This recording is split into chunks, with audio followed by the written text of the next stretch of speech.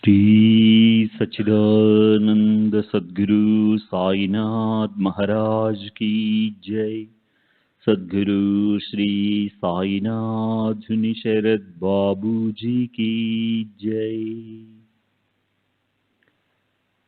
సాయి పదం జూన్ 1991 దాసబోధ. నిన్నటి తరువాయి సద్గురు కృపాభాగ్యాన్ని పొందక నానా విధాల సాధనలతో మునిగి తేలుతూ ఉండేవాడు ఉత్తగ్రుడ్డివాడు. వాడు ఎప్పుడో త్రోవ తెలియక ఏ కందకంలోనో గోతిలోనో పడిపోవడం తథ్యం. రహస్యంగా పాతిపెట్టబడ్డ లంకె బిందెలను అంజనం వేసి కనిపెట్టగలిగినట్లు సద్గురు బోధ వల్ల గుప్తమైన ఆత్మజ్ఞానం ప్రకటితమవుతుంది. సద్గురువును ఆశ్రయించని వాని జన్మ వ్యర్థం, వాడి జీవితం దుఃఖమయం. సద్గురువును ఆశ్రయించని వాడికి ఎప్పటికీ దుఃఖ నివృత్తి కాదు. సద్గురువు కృప వల్లనే కరుణామయుడైన ఈశ్వరుడు ప్రసన్నమవుతాడు. సద్గురువు కృప వల్లనే సంసార దుఃఖం నాశనమవుతుంది. మనమే కాదు, పూర్వం మహాత్ములు, యోగులు, తపస్సులు, బ్రహ్మర్షులైన వారు కూడా సద్గురువు సేవ చేతనే జ్ఞాన విజ్ఞాన విచారణలు పొందగలిగినారు. మహారాజు అయిన శ్రీరామచంద్రుడు, మహాయోగి అయిన శ్రీకృష్ణుడు కూడా గురు భజన తత్పరులు. సిద్ధులు, యోగులు, మహాత్ములు అయిన వారందరూ గురు సేవ వల్లనే ధన్యులయ్యారు.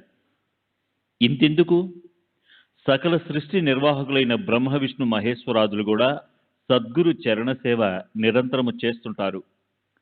సద్గురు మహాత్యం ముందు త్రిమూర్తుల మహిమ కూడా దిగుదుడిపే. మోక్షాన్ని పొందగోరేవాడు సద్గురువును అన్వేషించాలి. సద్గురువు లభించని వానికి మోక్షం ఎన్నటికీ లభించదు. సద్గురువు సాధారణ గురువు వంటి వాడుగాడు. సద్గురువు కృప వల్ల శుద్ధమైన జ్ఞానం శిష్యుని హృదయంలో అప్రయత్నంగా ప్రకాశిస్తుంది. రాబోయే సమాసంలో సద్గురుని లక్షణాలను సాకల్యంగా వివరిస్తాను. శ్రోతలు ధ్యానపూర్వకంగా వినదరిగాక. మొదటి సమాసం సమాప్తం. రెండవ సమాసం సద్గురువు లక్షణములు. సామాన్యముగా అద్భుతమైన సిద్ధులు, చమత్కారాలు చూపేవారిని గొప్ప సద్గురువులుగా భావిస్తారు. కానీ అలాంటి వారు ఎప్పటికీ మోక్షప్రదాతలైన సద్గురువులు కాలేరు. జనాకర్షణ, సభా సమ్మోహన మంత్రాలు, గారడి విద్యలు, భూత వైద్యము మొదలైన రకరకాల అద్భుత చమత్కారాలను నేర్పి సంతోషాన్ని కలుగజేసేవారు. ఔషధ ప్రయోగము, రసయోగ ప్రక్రియలు, కనుకట్టు అంటే కేవల దృష్టిచే కోరిన వస్తువులను తన వద్దకు తెప్పించుకుని కౌశలము మొదలైన విద్యలు నేర్పువారు. సాహిత్యము, సంగీతము, రాగ తాళ జ్ఞానము, నృత్య గీతాలు మొదలగునవి నేర్పువారు. వీరందరూ కూడా ఒక విధముగా గురువులే. ఇటువంటి విద్యలు పంచాక్షరి విద్య, నానా విధాలైన భూత ప్రయోగ మంత్రాలు మొదలైనవి కేవలం పొట్టకూటి విద్యలు. కులవృత్తులను నేర్పి మానవునికి తన పొట్ట తాను పోషించుకునేందుకు 4 డబ్బులు సంపాదించుకునే విద్య నేర్పేవారు కూడా గురువులే. కానీ వాస్తవానికి వీరు సద్గురువులు మాత్రం కారు. ఒక విధముగా తల్లిదండ్రులు కూడా గురువులే. కానీ భవసాగరాన్ని నుండి ఉద్ధరించే సద్గురువు వేరు. గాయత్రి మంత్రం ఉపదేశం చేసేవాడు కూడా గురువే. కానీ ఆయన కంటే సద్గురువు వేరు. అంతేగాక సద్గురుని యందు ప్రబలమైన వైరాగ్యము, ఏ లంపటాల్లో తగులుకొనని ఉదాసీన వైఖరి ఉండాలి. స్వధర్మాచరణందు సిద్ధుడిగా ఉండాలి. నిరంతరము ఆధ్యాత్మిక శ్రవణము, హరికథా నిరూపణము, పరమార్థ వివరణ చేస్తూ ఉండేవాడే సద్గురువు. సారాసార విచార సంపత్తి గల సద్గురువు తన శిష్యులనే కాదు, సమస్త జగత్తునే ఉద్ధరించగలడు. ఆ సద్గురువులో నవవిధ భక్తి తత్వాలు కూడా పాతుకుని ఉంటాయి. భక్తి సహాయం చేతనే ప్రజలను ఆధ్యాత్మిక పదం వైపు మళ్లించి ఉద్ధరిస్తాడు. భక్తి మార్గాన్ని ప్రధాన సాధనంగా ప్రబోధించేవాడే నిజమైన సద్గురువు అని నా అభిప్రాయం. అంతఃకరణంలో శుద్ధ బ్రహ్మజ్ఞాని అయి ఉండి కూడా బయటకు కర్మయోగాచారపరుడైన పరమ భక్తుడిగా సదా భగవంతుని భజించేవాడే సద్గురువు. అటువంటి సద్గురువు వలనే జగత్ అంతా ఉద్ధరింపబడుతుంది. ఉపాసన అనే ఆధారం లేకుంటే పరమార్థ చింతన అతి స్వల్ప కాలంలోనే జారిపోతుంది. కర్మయోగం యొక్క ఆలంబనం లేకుంటే అనాచారం వ్యాపించి జనులు సులభంగా భ్రష్టులవుతారు. అజ్ఞానాన్ని తొలగించి బ్రహ్మజ్ఞానాన్ని ఉపదేశించి జీవత్వ కారణాలను వివరించి జీవాత్మ పరమాత్మల ఏకత్వ అనుభవాన్ని కలిగించి ఈశ్వర భక్తిని మన హృదయాలలో పాదుకొలిపి తద్వారా అన్యత్వ భావాన్ని తొలగించేవాడు మాత్రమే సద్గురువు. భవభయాలనే పెద్దపులి విషయ వాసనారూపమైన దుముకులు దూకుతూ జీవుడనే దూడను ఈశ్వరుడు అనే ఆవు నుంచి లాక్కునిపోతూ ఉన్నది. ఆ సమయంలో ఎవరు జ్ఞానమనే ఖడ్గముతో ఆ పెద్ద పులిని నరికివేసి దూడను కాపాడి ఆవుతో కలుపుతాడో అతడే సద్గురువు. మాయాజాలంలో పడి నానా రకాల సంసార తాపాలతో పరితపించే ప్రాణులకు దుఃఖ నివృత్తి కావించేవాడు, వాసనారూపమైన ఊబిలో దిగబడి భయంతో కొట్టుమిట్టాడుతున్న ప్రాణి వద్దకు పోయి వానిని ఊబి నుండి బయట పడవేసేవాడు, ఆత్మజ్ఞానాన్ని ప్రసాదించి జనన మరణ రూపమైన సంసార చక్రబంధం నుండి బయట పడవేసేవాడు, తన ఉపదేశ ప్రభావంతో శిష్యునకు ఆత్మ సాక్షాత్కారాన్ని ప్రసాదించేవాడు, అనాథనాథుడు అయినవాడే సద్గురువు. పరిమితమైన జీవుని ప్రత్యక్ష పరబ్రహ్మముగా చేసేవాడు, ఉపదేశ మాత్రాన సంసార సంబంధమైన అన్ని కష్టాలు దూరం చేసేవాడు, వేద శాస్త్రాలలో చెప్పబడ్డ నిగూఢ తత్వాన్ని శిష్యుని హృదయానికి సుబోధకంగా హత్తుకునేటట్లు చేసేవాడు సద్గురువు. వేదాల యొక్క శాస్త్రాల యొక్క మహాత్ముల యొక్క అనుభవము ఒక్కటే. ఆ అనుభవమే సద్గురువు యొక్క స్వరూపము. సద్గురువు సందేహాలన్నింటినీ మొదలంటా నాశనం చేస్తాడు. స్వధర్మాన్ని ఆదరపూర్వకంగా ఆచరిస్తాడు. వేద విరుద్ధాలైన విషయాలను గురుమూర్తి ఎన్నటికీ తన దరి చేరనీయడు.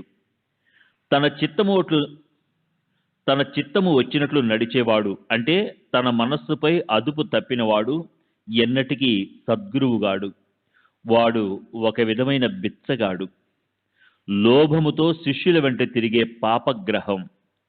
శిష్యులచే సాధన, ఇంద్రియ నిగ్రహానికి అవసరమైన క్రియలు చేయించక తన పని తాను చూసుకునే కపట గురువులు చిల్లి గవ్వకు ముగ్గురు దొరికినా స్వీకరించరాదు. జ్ఞానం కొరకు శిష్యునకు బోధ చేసేవాడు, అవిద్యను మొదలంటా నాశనం చేసేవాడు, ఇంద్రియ నిగ్రహాన్ని బోధించేవాడు మాత్రమే సద్గురువు అని గ్రహించాలి. కేవలం డబ్బు కోసం తనను తాను శిష్యులకు అమ్ముకున్నవాడు, దురాశతో శిష్యుల ముందు ధన రూపంలో వారి అనుగ్రహం కోసం ప్రాకులాడేవాడు గురువు కాడు. కామానికి బద్ధుడై వర్తించేవాడు, శిష్యుని మనస్సును అనుసరించి నడుస్తూ అతనిని తృప్తిపరచడమే తన కర్తవ్యంగా భావించేవాడు, శిష్యుని ముందు అణిగివణిగి ప్రవర్తించేవాడు గురువు ఎన్నటికీ కాడు.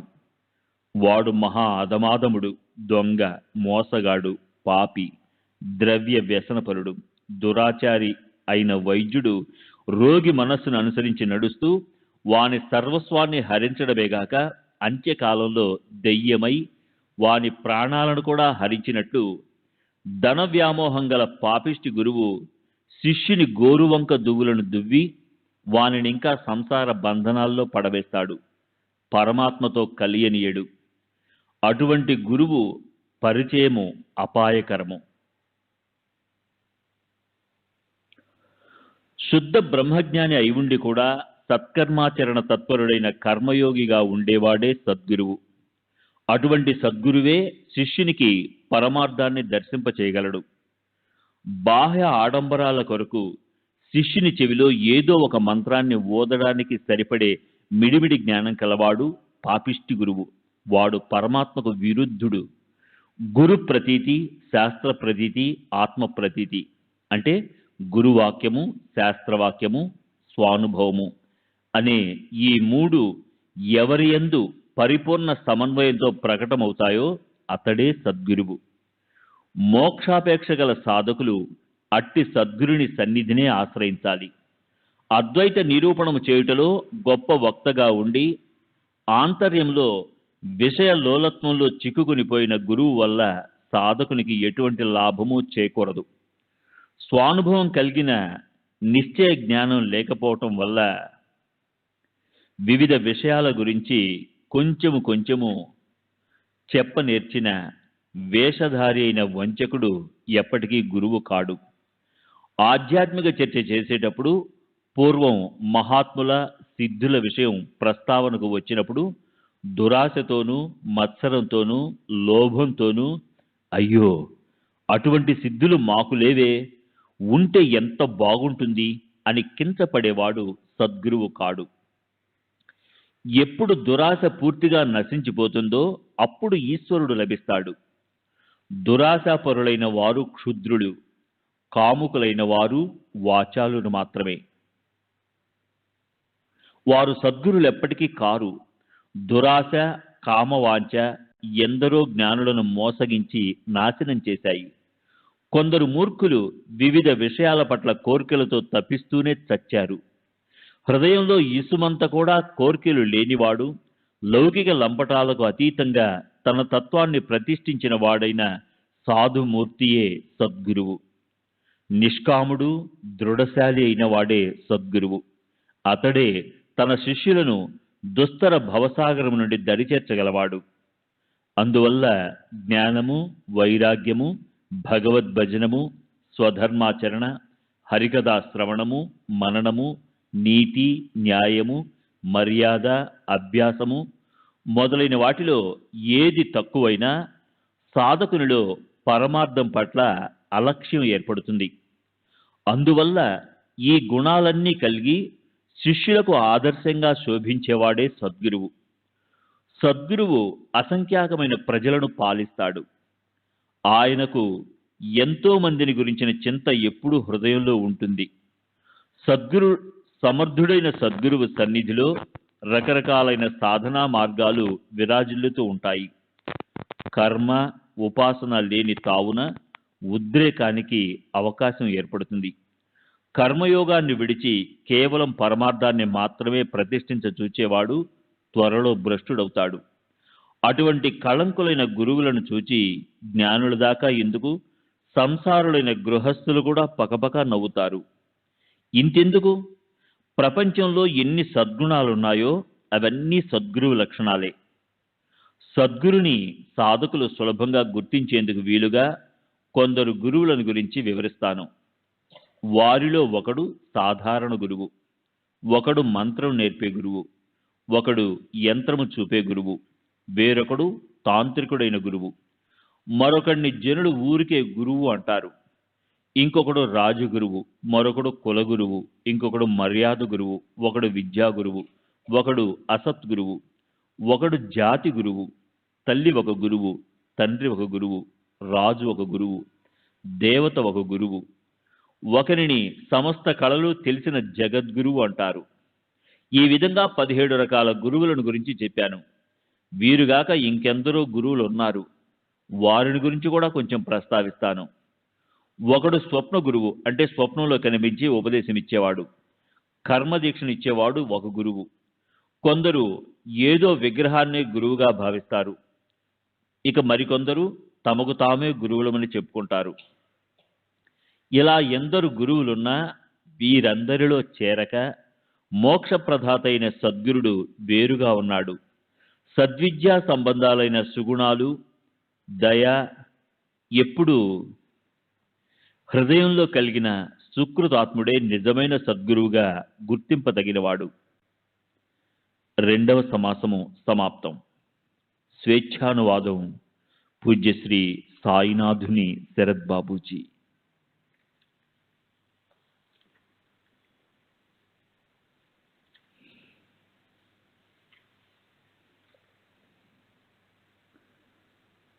పూజ, ధ్యానము.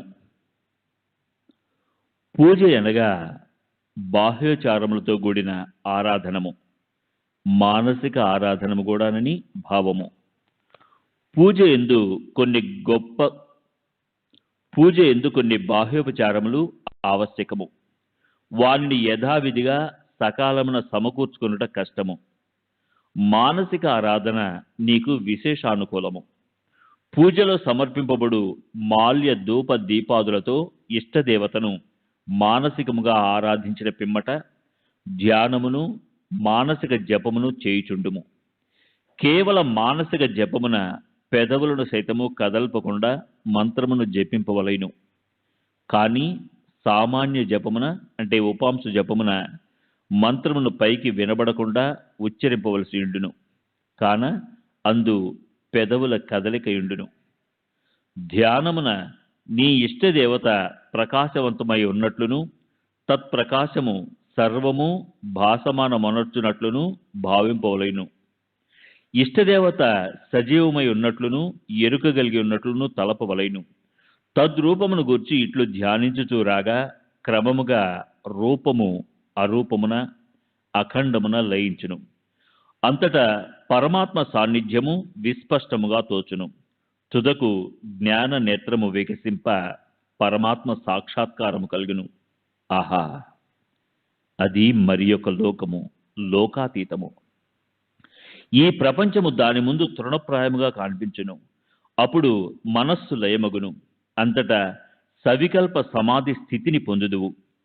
పిమ్మట కలుగునది నిర్వికల్ప సమాధ్యనుభవము, అఖండైక్యానుభవము. ఈ అనుభవము వర్ణనాతీతము, భావనాతీతము. చూడబడునదేమీ లేదు, వినబడునదేమీ లేదు. అఖండము, అనంతము, అప్రమేయము, అద్వితీయము. ఇదియే అపరోక్షానుభూతి. ఈ స్థితిని పొందినవాడు మిథ్యగా తోచు దృశ్య ప్రపంచమునకు విశేష ప్రయత్నపూర్వకముగా గాని మనస్సును గైకొని రాజాలడు. ఇది ద్వైతాద్వైతములకు రెండింటికి అతీతము.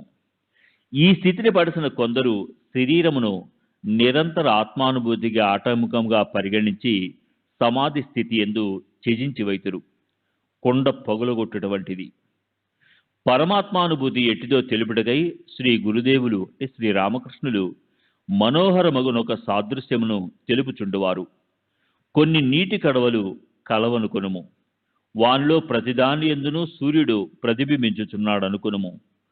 తుదకొక్కటే మిగిలి వరకును నీవా కడవలను పగులగొట్టుదువు. మిగిలిన దానిలో సూర్యుడు ప్రతిబింబించుచుండును. తుది ఘటము కూడా పగులగొట్టబడును. అప్పుడిక మిగిలినదేమి? స్వయంగా సూర్యుడే కదా. ఇట్లే స్వయం జ్యోతియగు బ్రహ్మము మనోబుద్ధ్యాదులనడి ఘటములలో ప్రతిఫలించుచున్నది. ఒకదాని వెంబడినొకటిగా ఈ ఘటములను పగులగొట్టుము. అనగా బహిఃప్రజ్ఞను, సూక్ష్మ శరీరమును, కారణ శరీరమును దాటి పొమ్ము. అంతటా సవికల్ప సమాధి నొందుదువు. అప్పుడు భగవంతుని కనుగొందువు. కానీ ఇతటను ద్వైత భావముండును. ఈ అహంకారమనడి ఘటమును కూడా పగులగొట్టుము. అప్పుడిక మిగిలినదేమి? బ్రహ్మం ఒక్కటే. అప్పుడిక చూచు వారెవరు? చూడబడునదేమి? వర్ణింపబడునదేమి? ప్రతి వ్యక్తియు ఈ ధ్యానమును అవలంబింపవలెను. కానీ మొదటనే కాదు. ఆధ్యాత్మిక జీవనమున కొంత వికాసమునందిన పిమ్మటనే భగవత్ సాన్నిధ్యము, భగవద్ అస్తిత్వము సర్వమునను అనుభూతము కావలేను. సగుణ సాకారముకు బ్రహ్మమే నిర్గుణ నిరాకారముగా కూడానున్నది. పరమేశ్వరుడు సర్వాంతర్యామి, సర్వభూతాంతరాత్మ. నేలను, నీటిని, కొండలను, కనుమలను, ఆకాశమును, నక్షత్రములను సర్వమును ఆవరించి ఉన్నాడు. బ్రహ్మానంద బోధల నుండి.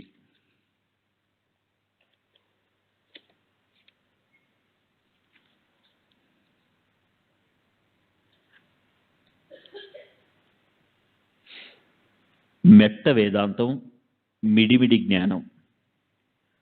ఒక నగరమున ఒక సన్యాసి చాతుర్మాస్యములు చేయుచుండెను. చాతుర్మాస్యాల 4 మాసాలు వేదాంతోపన్యాసము చేసెను. ఒక నిష్ఠాపరుడు బ్రాహ్మణుడి భార్య 4 మాసాలు ఆ ఉపన్యాసములు వినెను.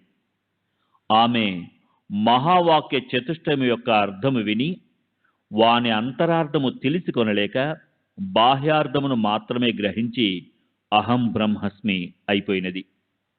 అనంతరము ఒక రోజున ఆమె వంట చేసి వైశ్వదేవము చేయకుండా భోజనమును కూర్చొనెను. భర్త ఆమెను అడిగెను, వైశ్వదేవము చేయనిదే నీవు భోజనమునకు ఏల కూర్చునిదెవు? ఆమె భుజించుచు సమాధానము చెప్పెను, అహం వైశ్వానరో భూత్వా ప్రాణినాం దేహమాశ్రితః ప్రాణాపాన సమాయుక్తః పచామ్యన్నం చతుర్విధం. నేను జఠరాగ్ని రూపమున ప్రాణుల శరీరమున ఉండి ప్రాణాపాన వాయువులతో కలిసి భక్ష్య భోజ్య లేహ్య చోష్యములను చతుర్విధ ఆహార పదార్థములను జీర్ణింపజేయుదును. ఇది విని భర్త పొయ్యిలో మండుచున్న కొరకంచు తెచ్చి ఆమె శరీరమునకు అంటించబోయెను. భార్య మొర్రో అని దూరముగా పారిపోయాడు. అది చూచి భర్త చెప్పెను, నైనం చిందంతి శస్త్రాణి నైనం దహతి పావకః నచైనం క్లేదయంత్యాపో నశోషయతి మారుతః. ఈ ఆత్మను శస్త్రములు ఛేదించలేవు, అగ్ని మండించలేదు, నీరు తడుపలేదు, గాలి ఆర్పలేదు. తాత్పర్యమేమనగా, అనధికారియగు శ్రోతకు చెప్పిన ఉపదేశము విపరీత పరిణామమును పొందును. కావున మహాత్ములు ఉపన్యాసములకు దూరముగా నుందురు. ఏమైనా చెప్పిన మామూలు ధోరణిలో చెప్పెదరు. ధర్మమునకు పునాది నీతి. పునాది లేనిదే ఇల్లు నిలువనట్లుగా నీతి లేనిదే ధర్మము నిలువదు. వార్తాలాపం నుండి. శ్రీ సచ్చిదానంద సద్గురు సాయినాథ్ మహారాజ్ की जय. सद्गुरु श्री साईनाथ शरद बाबू जी की जय.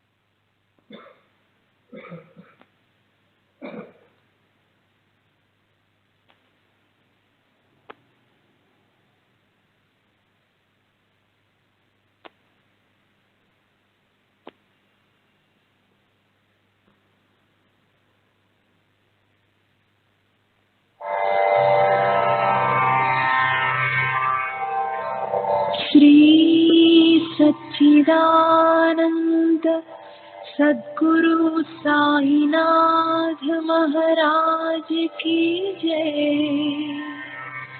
सद्गुरु श्री साईनाथुनि शरद बाबू जी की जय.